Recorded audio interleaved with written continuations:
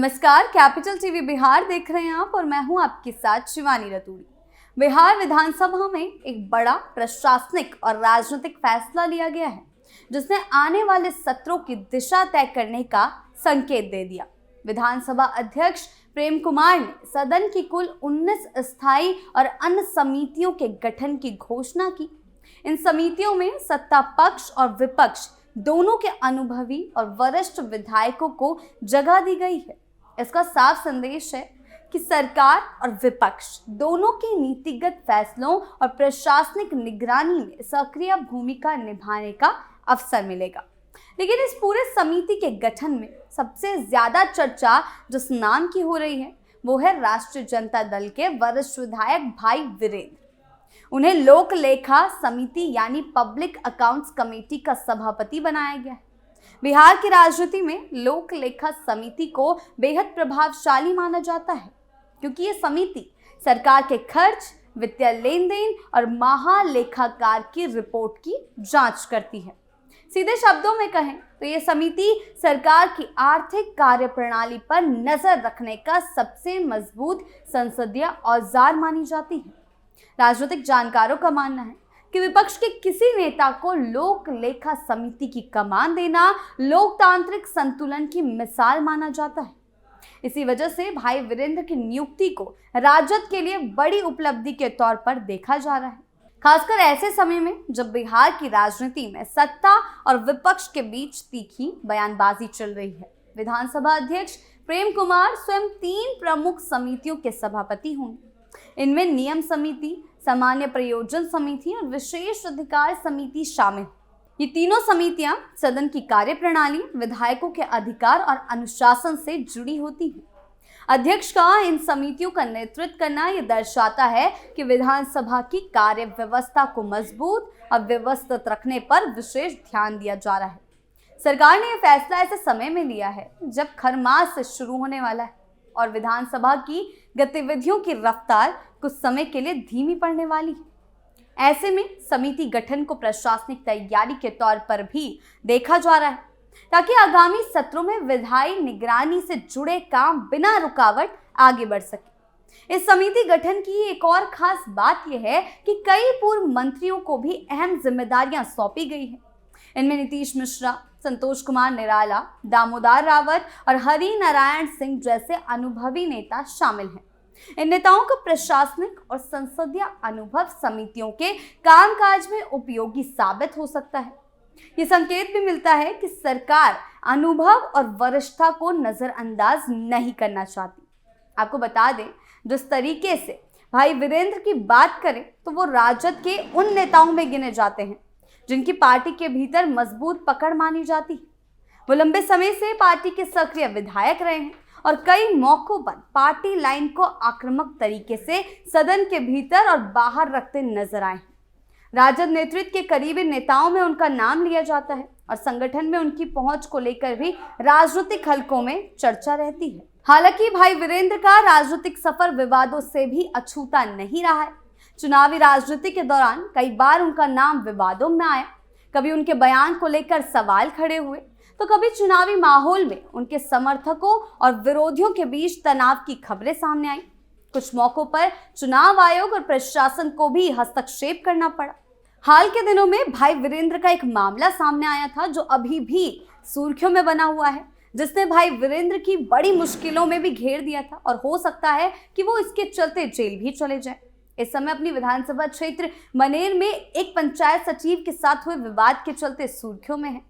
मामला तब शुरू हुआ था जब उन्होंने एक परिवार की मदद के लिए पंचायत सचिव संदीप कुमार को फोन किया ताकि वो उनकी सरकार द्वारा जारी मृत्यु प्रमाण पत्र बनवाने में सहायता करे।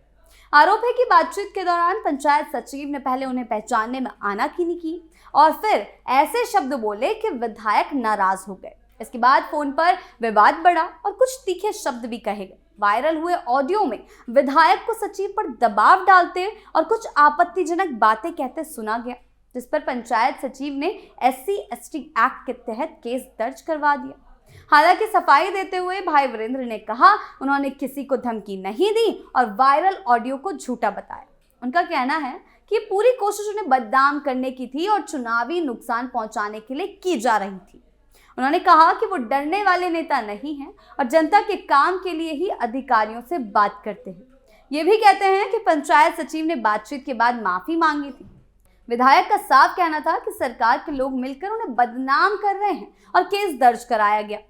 इससे पहले भी चुनाव के दौरान वो विवादों में घिरे थे, जब एक चुनाव अधिकारी को उम्र दराज महिला की चुनाव प्रक्रिया को समझाने की मदद करने को लेकर भिड़ गए थे और काफी कुछ कह गए थे। राजनीतिक विश्लेषकों का मानना है कि यही वजह है कि राजद के भीतर उन्हें एक मजबूत और जमीनी नेता के तौर पर देखा जाता है।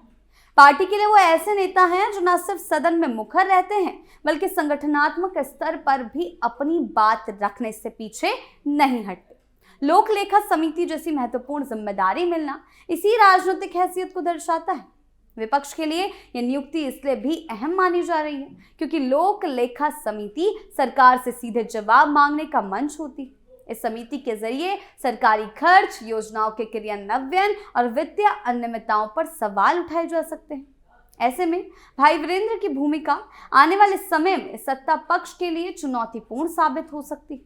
दूसरी ओर पूर्व मंत्री नीतीश मिश्रा को प्राक्कलन समिति का सभापति बनाया गया है। ये समिति विभिन्न विभागों के बजटीय प्रावधानों और खर्चों का आकलन करती है। बजट के आंकड़ों और सरकारी योजनाओं की वित्तीय स्थिति पर नजर रखने में इस समिति की भूमिका अहम होती है। नीतीश मिश्रा का प्रशासनिक अनुभव यहाँ काम आ सकता है। जेडीयू के वरिष्ठ विधायक हरिनारायण सिंह को सरकारी उपक्रम समिति का सभापति बनाया गया। ये समिति राज्य सरकार के उपक्रमों और सार्वजनिक संस्थानों के कामकाज की समीक्षा करती है। सरकारी कंपनियों और निगमों की स्थिति, घाटा, मुनाफा और प्रबंधन से जुड़े मुद्दे इस समिति के दायरे में आते हैं। जनक सिंह को याचिका समिति की जिम्मेदारी दी गई। ये समिति आम जनता से जुड़ी याचिकाओं और शिकायतों पर विचार करती है। ये सीधे तौर पर जनता की समस्याओं से जुड़ी समिति मानी जाती है। वहीं दामोदर रावत को राजकीय आश्वासन समिति का सभापति बनाया गया है, जो सरकार द्वारा सदन में दिए गए आश्वासनों के क्रियान्वयन की निगरानी करती है। अमरेंद्र कुमार पांडे को प्रश्न एवं ध्यान आकर्षण समिति का सभापति नियुक्त किया गया है। ये समिति सदन में पूछे जाने वाले सवालों और ध्यान आकर्षण प्रस्तावों से जुड़े मामलों को देखती है। विधानसभा में सरकार को जवाबदेह बनाने में इस समिति की भूमिका भी अहम होती है। शैलेश कुमार उर्फ बूलो मंडल को जिला परिषद एवं पंचायती राज समिति की जिम्मेदारी सौंपी गई। ये समिति ग्रामीण विकास, पंचायत व्यवस्था और स्थानीय स्वशासन से जुड़े मुद्दों पर काम करती है। बिहार जैसे राज्य में जहां बड़ी आबादी गांवों में रहती है, इस समिति का महत्व और बढ़ जाता है। संतोष कुमार निराला को अनुसूचित जाति एवं जनजाति कल्याण समिति का सभापति बनाया गया है। ये समिति सामाजिक न्याय और वंचित वर्गों से जुड़ी योजनाओं की समीक्षा करती है। सिद्धार्थ सौरभ को निवेदन समिति का जिम्मा सौंपा गया है, जो जनता की मांगों और सुझावों से जुड़े मामलों को देखती है। अश्वमेघ देवी को महिला एवं बाल विकास समिति की सभापति बनाया गया है। ये समिति महिलाओं और बच्चों से जुड़ी योजनाओं और नीतियों की समीक्षा करती है। संजीव चौरसिया को आचार समिति का सभापति बनाया गया है, जो विधायकों के आचरण और सदन की मर्यादा से जुड़े मामलों पर नजर रखती है। इसके अलावा अवधेश सिंह को पर्यावरण समिति, अख्तरुल ईमान को अल्पसंख्यक कल्याण समिति और मनोरंजन सिंह को पर्यटन उद्योग समिति की जिम्मेदारी सौंपी गई है। रेणु सिंह को विरासत विकास समिति और निशा सिंह को कारा सुधार समिति का सभापति बनाया गया है। ये सभी समितियां अलग अलग क्षेत्रों में नीतिगत सुझाव और निगरानी का काम करेंगी। कुल मिलाकर बिहार विधानसभा में गठित इन 19 समितियों को सत्ता और विपक्ष के बीच संतुलन का उदाहरण माना जा रहा है, जहां एक तरफ सरकार ने अनुभवी नेताओं को जिम्मेदारी देकर प्रशासनिक मजबूती का संदेश दिया है, वहीं दूसरी तरफ विपक्ष को भी लोक लेखा समिति जैसी अहम कमान सौंपकर लोकतांत्रिक प्रक्रिया को मजबूत करने की कोशिश की गई है। भाई वीरेंद्र की भूमिका इस पूरे मामले में सबसे ज्यादा निगाहों में रहेगी। उनके पिछले चुनावी विवाद, उनका आक्रामक राजनीतिक अंदाज और राजद में उनकी पकड़, ये सभी बातें आने वाले समय में लोक लेखा समिति के कामकाज को और ज्यादा चर्चा में ला सकती है। अब ये देखना होगा कि वो इस जिम्मेदारी को किस तरह निभाते हैं और विधानसभा की समितियां बिहार की राजनीति और प्रशासन पर कितना असर डाल पाती हैं। आपकी इस बारे में क्या राय है, हमें कमेंट सेक्शन में जरूर बताएं। नमस्कार।